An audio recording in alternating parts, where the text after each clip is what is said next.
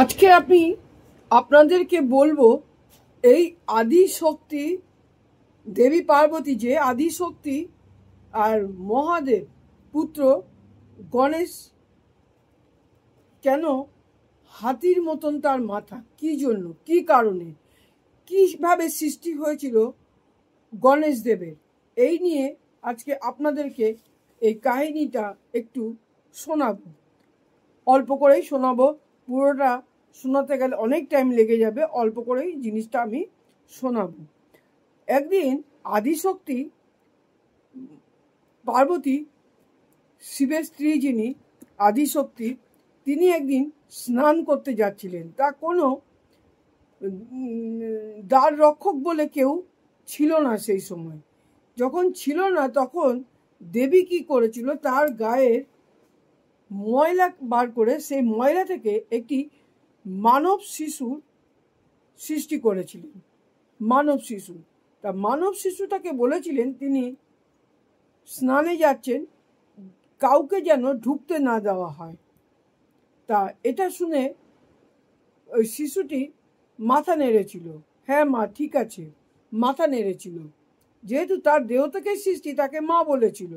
এবং বেশ মাঝারি এইটুকু অল্প বয়স, ছোট্ট বাচ্চা, খুব সুন্দর দেখতে তাকে। এবং তখন বলেছিল কাউকে ঢুকতে দেবে না। তা আদিশক্তির মা গেছেন স্নানে, দ্বার রক্ষক হয়ে গণেশদেব পাহারা দিচ্ছেন। পাহারা দিতে দিতে কাউকে প্রবেশ করতে না করেছে, এর মধ্যে চলে এসেছে শিব বা মহাদেব, চলে এসে সেখানে ঢুকবে। এবারে যে শিশু, সে কিন্তু মহাদেবকে চেনে না, সে কিছুতেই ঢুকতে দেবে না। এবারে কিছুতেই তাকে ঢুকতে দেবে না। তা ঢুকতে যখন তাকে দেবে না, তখন সেই অনেক বলা সত্ত্বেও যখন শিবকে ঢুকতে দেবে না, দ্বার রক্ষক যে শিশু আদিশক্তি পার্বতী যাকে রেখে গেছে, তাকে ঢুকতে দেবে না কিছুতে। তখন কি করলো, মহাদেব তার হাতে ত্রিশূল দিয়ে তার মাথায় এমনভাবে মারলো, তার মাথা গিয়ে ছিটকে পড়লো অনেক দূরে, এবং সঙ্গে সঙ্গে বাচ্চাটা শুয়ে পড়ল। এবারে আদিশক্তি ফিরে এসে এটা দেখে জীবিত আছে, কিন্তু তার মাথাটা চলে গেছে, এমনি প্রাণ আছে। এবারে দেখে দুঃখে শোকে কাতর হয়ে আর্তনাদ করতে আরম্ভ করলো। এমন করতে লাগলো যেন বিশ্ব ব্রহ্মাণ্ডকে পুরো ধ্বংস করে দিতে পারত। এই সময় মহাদেব ঠিক জিনিসটা বুঝতে পেরে সেটাকে কোনো রকম ধামাচাপা দিয়ে সেটাকে কি করলো, তখন তার অনুচরদেরকে ডাকার পর তার অনুচরেরা সঙ্গে সঙ্গে সেখানে চলে এলো। চলে আসার পরে কি করলো, বলল তোমরা শীঘ্রই যাও, ওই উত্তর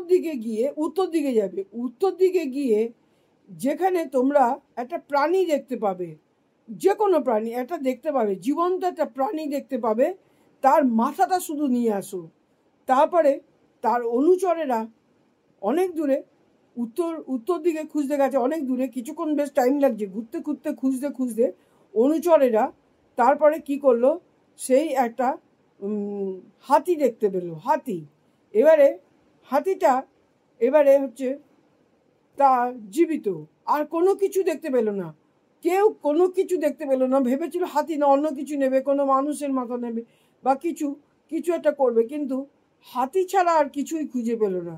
তখন কি করলো, বলল আর তো কিছু পাচ্ছি না প্রভুর জন্য, তা আমরা এই হাতির মাথাটাই নিয়ে যাই।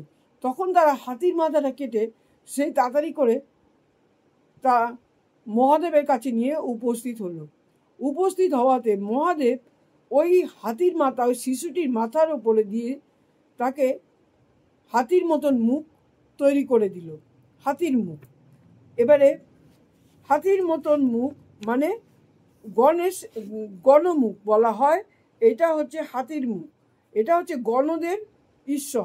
গণদের ঈশ্বর বলা হয়। এবং এটা গজমুখ হওয়া হচ্ছে কিসের প্রতীক? গজমুখ মানে হাতি হচ্ছে একটা শুভ প্রাণী। হাতি মতন যে মুখ, এটা হচ্ছে প্রজ্ঞা ও জ্ঞানের প্রতীক। আর বুদ্ধির প্রতীক। প্রজ্ঞা, জ্ঞান আর বুদ্ধির প্রতীক হিসাবে বলা হয়। ইনি হচ্ছে বিঘ্নহন্তা।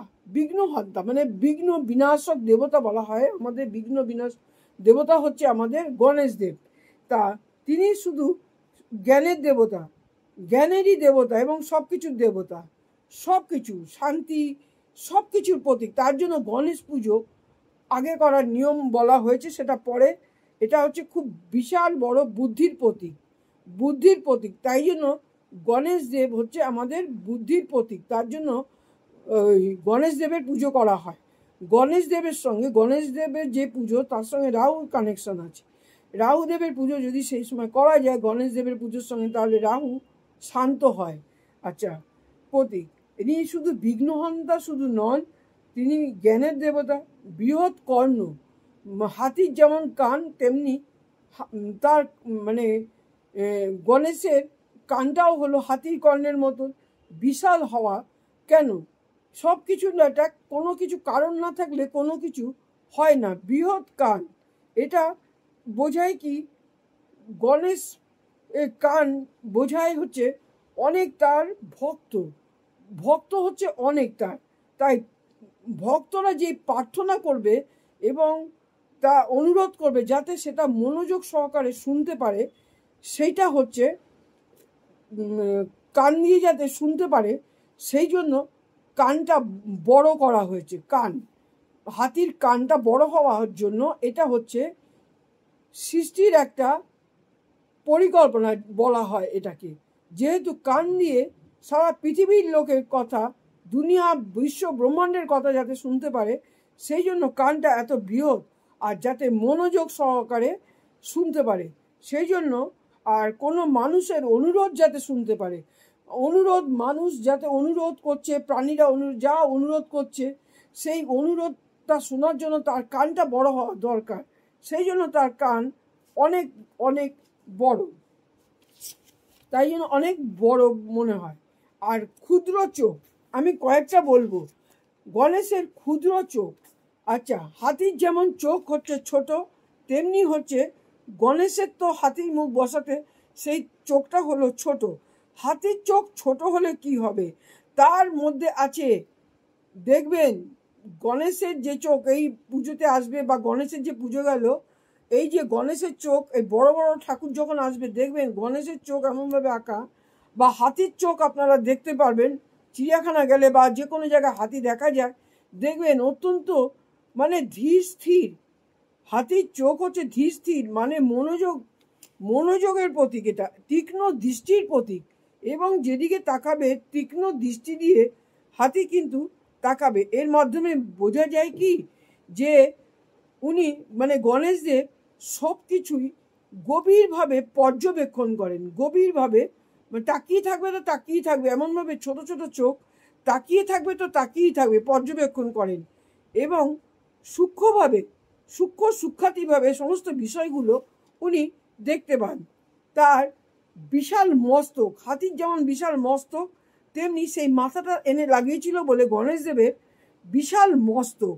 বিশাল মস্তকটা হচ্ছে চিন্তা ভাবনা করে। গণেশদেব অত্যন্ত চিন্তা ভাবনা করে এবং বিশাল বুদ্ধিমান এবং বিরাট হৃদয়ের প্রতীক। এটা বিরাট হৃদয়ের প্রতীক। তার বিশাল মস্তক হচ্ছে চিন্তা ভাবনা বিশাল আর বিরাট হৃদয়ের প্রতীক।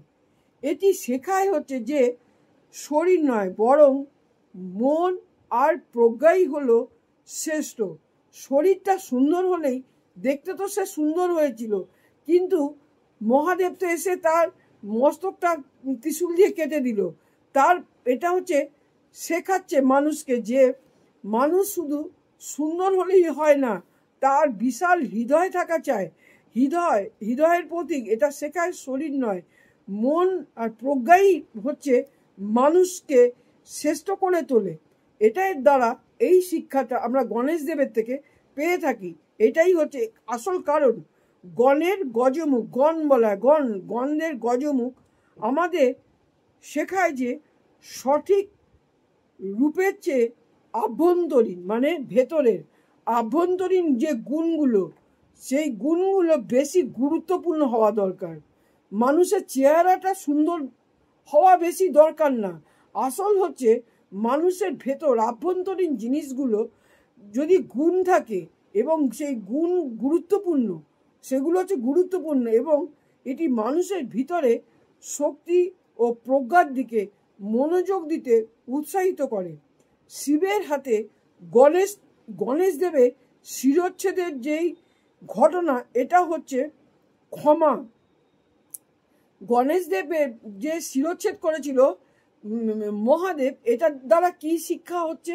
এর দ্বারা শিক্ষা হচ্ছে ক্ষমা, সহানুভূতি, শীলতার বার্তা বহন করে আনে। কারণ গণেশ দেব এর ফলে কিন্তু তাকে যখন লাগানো হয়েছিল, মহাদেবের প্রতি কিন্তু কোনো রকম করেননি। তাই জন্য বলা হয় যে ক্ষমা আর সহনশীলতার বার্তা, এটা মানুষকে শেখানোর জন্য, শিক্ষা দেওয়ার জন্য এই ঘটনা কিন্তু পৌরাণিক এবং ঘটেছিল এবং এটা মা আদ্যাশক্তি আর মহাদেবের আশীর্বাদেই এটা হয়েছিল এবং তার প্রাণ ফিরে পেয়েছিল।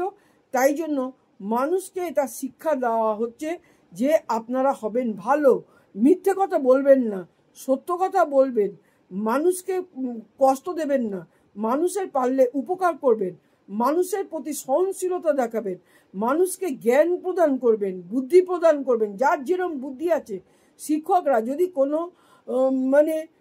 ছাত্র পায়, তার পয়সা নেই, তাকে বিনা পয়সায় তাকে পড়াচ্ছে, এই জিনিসগুলো এই গণেশ দেবের শিরচ্ছেদের ঘটনা থেকে সব কিছু আমাদের মধ্যে উঠে আসে। কেমন লাগলো ঘটনাটা জানাবেন। আশা করি আরও ভালো ভিডিও আরও সময় দেবো আমি।